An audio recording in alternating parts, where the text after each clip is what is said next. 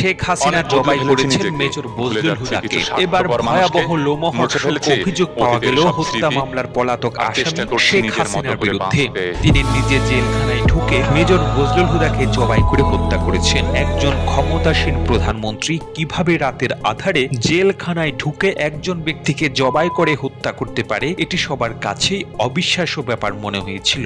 যদিও এই কথাটি সেই 2010 সাল থেকেই বাতাসে ভেসে বেড়াচ্ছে, তবে এবার শেখ হাসিনার পতনের পর মেজর বজলুল হুদার ছোট ভাই নুরুল হুদা প্রকাশ্যে ঘোষণা দেওয়ার পর বিষয়টি এখন টক অব দ্য কান্ট্রিতে পরিণত হয়েছে।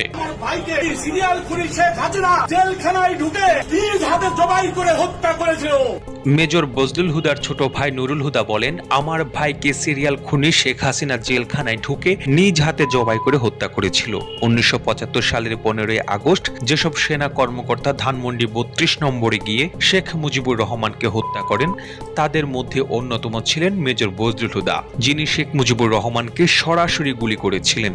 এই অপরাধে 2010 সালের 28 জানুয়ারি মেজর বজলুল হুদা সহ কারাগারে থাকা 5 জন ব্যক্তির ফাঁসি কার্যকরের সিদ্ধান্ত নেওয়া হয়। অনলাইনে ছড়িয়ে পড়া ঘটনার একটি ধারা বর্ণনা থেকে জানা যায়, সেই রাতে ফাঁসি কার্যকরের কিছুক্ষণ আগে ঢাকা কেন্দ্রীয় কারাগার এবং আশপাশের এলাকায় বিদ্যুৎ চলে যায়। সে সময় দুটো কালো পাজেরো গাড়ি কারাগারে প্রবেশ করে, যার একটিতে ছিলেন স্বয়ং প্রধানমন্ত্রী শেখ হাসিনা।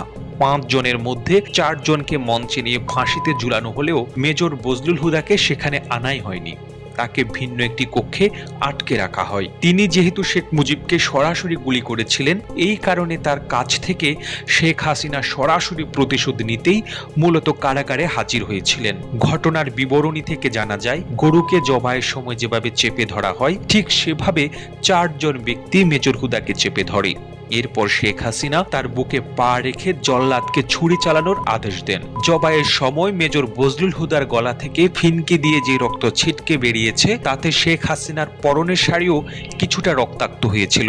হত্যার পর মেজর বজলুল হুদার লাশ দাফনের জন্য নিজ এলাকায় পাঠানো হয়। সে সময় ধারণ করা ভিডিওতে তার গলার নিচে পরিষ্কারভাবে কাটার এবং সেলাইয়ের দাগ দেখা গেছে। সার্জারি বিশেষজ্ঞ বেশ কয়েকজন ডাক্তার ভিডিওটি দেখে মন্তব্য করেছেন, এটি কোনোভাবে ফাঁসির কিংবা পোস্টমর্টমের দাগ নয়, বরং এখানে পরিষ্কারভাবে সেলাই করা হয়েছে, সেটা বোঝাই যাচ্ছে। তাদের এই মূল্যায়নের সাথে জবাই সংক্রান্ত সেই বিখ্যাত লেখা এবং বজলুল হুদার ছোট ভাই নুরুল হুদার বক্তব্য মিলে যায় যে মেজর বজলুল হুদাকে ফাঁসিতে নয় বরং জবাই করে হত্যা করা হয়েছে এবং এতে শেখ হাসিনা সরাসরি যুক্ত ছিলেন। বিশ্লেষকরা বলছেন, বিভিন্ন দিক থেকে উঠে আসা এসব দাবি ও তথ্য প্রমাণ যদি সত্য হয়, তাহলে শেখ হাসিনা ক্ষমার অযোগ্য অপরাধ করেছেন, যা আন্তর্জাতিক আইনেও ভয়াবহ পর্যায়ের মানবতা বিরোধী অপরাধ। এমতা অবস্থায় বিভিন্ন মহল থেকে মেজর বজলুল হুদার মৃত্যুর বিষয়ে বিচার বিভাগীয় তদন্ত দাবি করা হচ্ছে এবং তদন্তে সেই ঘটনা সত্য প্রমাণিত হলে শেখ হাসিনাকে দেশে ফিরিয়ে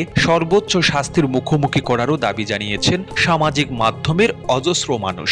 প্রতিবেদনটি ভালো লেগে থাকলে আপনার ফেসবুকের টাইমলাইনে এখনই শেয়ার করুন। সেই সঙ্গে বিশ্ব বাংলার ফেসবুক পেজটিকে ফলো করুন ও বিশ্ব বাংলার ইউটিউব চ্যানেলটিকে সাবস্ক্রাইব করুন। আর আপনি বাংলাদেশের কোন জেলা থেকে এই ভিডিওটি দেখছেন আমাদের কমেন্ট করে জানান। আমরা পরবর্তী ভিডিওতে আপনাকে ধন্যবাদ জানাতে ভুলব না। এতক্ষণ বিশ্ব বাংলার সাথে থাকার জন্য অসংখ্য ধন্যবাদ।